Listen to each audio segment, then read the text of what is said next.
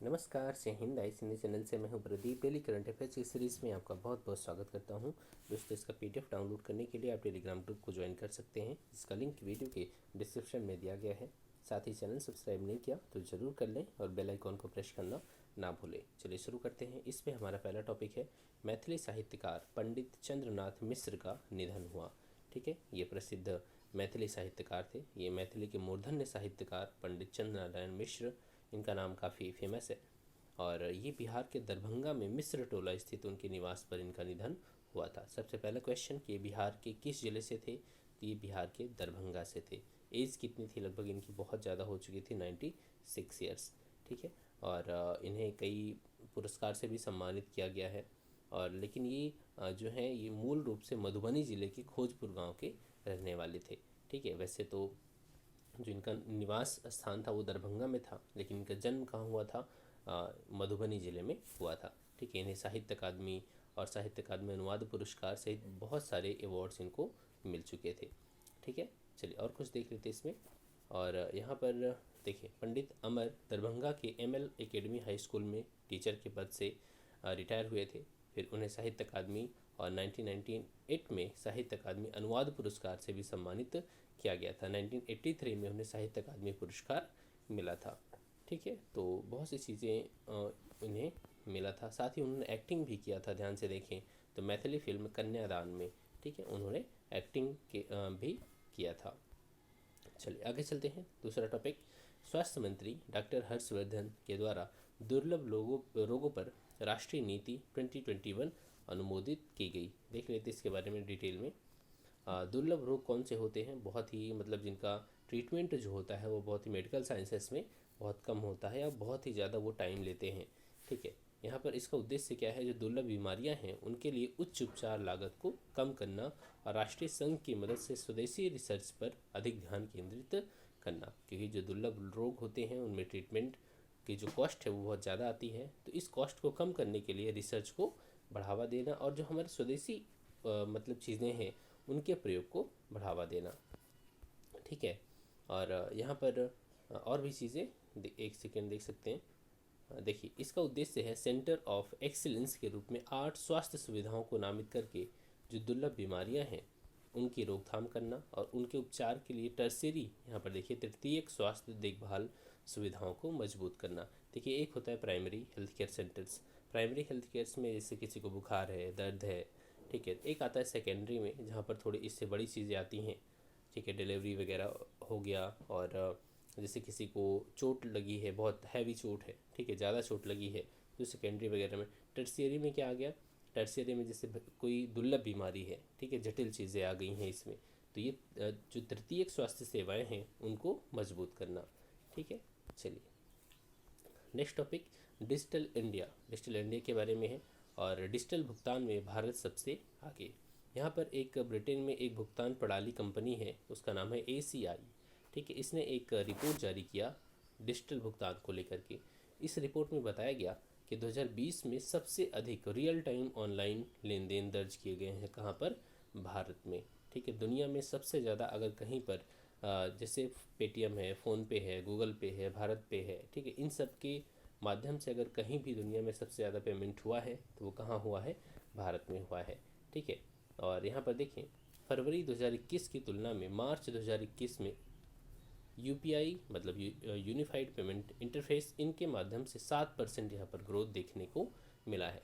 फरवरी में जितना पेमेंट हुआ था उसकी अपेक्षा 7% ज़्यादा मार्च में पेमेंट हुआ है। अब अगर थोड़ा सा फरवरी की बात करें, देखिए इसी की, तो फरवरी 2021 में लगभग 4 लाख करोड़ रुपए, 4.25 लाख करोड़ रुपए ये पेमेंट था, जबकि ये आगे बढ़ के मार्च में 5.05 लाख करोड़ रुपए हो गया। ठीक है, और यहाँ पर देखिए तो कुछ देशों के नाम हैं जिनसे कंपेयर किया गया है। जैसे जो भारत है वो चीन, अमेरिका, दक्षिण कोरिया, ब्रिटेन, थाईलैंड, इन सभी देशों से भी आगे है ये डिजिटल पेमेंट के रूप में। ठीक है, डिजिटल पेमेंट्स की जब हम कंपेयर करते हैं तो कोई भी देश भारत से आगे नहीं है। ठीक है, और यहाँ पर देखिए इस रिपोर्ट के अनुसार भारत में इलेक्ट्रॉनिक लेन देन का हिस्सा 2024 तक 50% से भी ज़्यादा हो जाएगा। मतलब जो भी पेमेंट हो रहा है उसमें आधा हिस्सा किसका होगा अगले 2-3 साल में डिजिटली पेमेंट किया जाएगा। आप देखेंगे गांव हो या शहर हो, शहरों में तो ज़्यादातर चीज़ें या ज़्यादातर दुकानों पर आपको स्कैनर मिल जाएगा जहां पर आप पेटीएम फ़ोनपे से पेमेंट कर सकते हैं। अब ये इन चीज़ों का प्रचलन गांव की ओर भी होने लगा है। गांव में भी आप शॉपिंग करें, कुछ भी खरीदारी करें, वहाँ पर भी आप फ़ोन पे ज़्यादातर लोग अब पेमेंट एक्सेप्ट कर रहे हैं और गांव में भी ये चीज़ें देखने को मिल रही हैं। ठीक है, चलिए नेक्स्ट टॉपिक। एनएसओ ने women and main in India 2021 पर एक रिपोर्ट जारी किया। एनएसओ का मतलब क्या है? जो हमारा एक राष्ट्रीय सांख्यिकी कार्यालय है उसको एनएसओ शॉर्ट में बोलते हैं। और ये जो किस मंत्रालय के तहत आता है? तो ये सांख्यिकी और कार्यक्रम कार्यान्वयन मंत्रालय, ठीक है, मॉस्पी इसको शॉर्ट में बोल देते हैं। ठीक है, इस मंत्रालय के तहत एनएसओ आता है और इसने एक रिपोर्ट जारी किया, women and main in India 2020। ठीक है, नेशनल स्टैटिस्टिकल ऑफिस एनएसओ का फुल फॉर्म है। अब इस रिपोर्ट में क्या क्या चीज़ें बताई गई हैं? देखिए, इसमें लिंगानुपात वगैरह इन सभी चीज़ों के बारे में बताया गया। देख लेते हैं थोड़ा सा। देखिए, इसमें बताया गया कि 2021 में भारत की अनुमानित जनसंख्या कितनी है।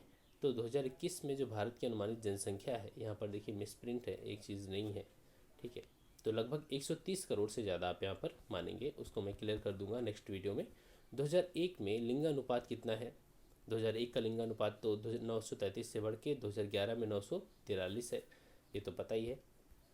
ठीक है, अब यहाँ पर देखें, दिल्ली में जो लिंगानुपात है वो सबसे अधिक है। ठीक है, दिल्ली में लिंगानुपात सबसे अधिक वृद्धि दर्ज की गई है, ग्रोथ यहाँ पर सबसे ज़्यादा देखने को मिली। और इसके बाद चंडीगढ़ और अरुणाचल प्रदेश का स्थान आता है।